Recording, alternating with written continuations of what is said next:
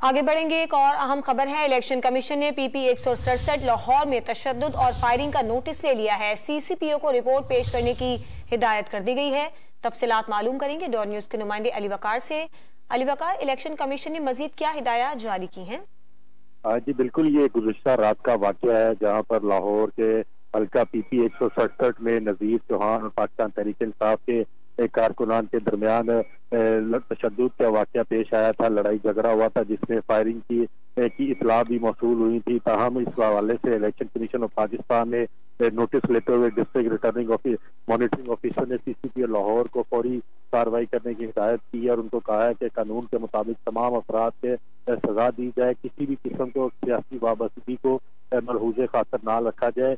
Police जो है वो ज़ाब्ता अखलाक की अमल दरामद पर सख्ती से यकीनी बनाए और ऐसे अफराद जो ज़िमनी इलेक्शन के दौरान ज़ाब्ता अखलाक की खिलाफ वर्जी में मुलव्वस पाए गए हैं उनके खिलाफ फौरी तफसीली इंक्वायरी रिपोर्ट मुरतब करके पड़ताल की जाए, जिसके बाद इलेक्शन कमीशन जो है वो कानून के मुताबिक अपनी कार्रवाई आगे बढ़ाएगा।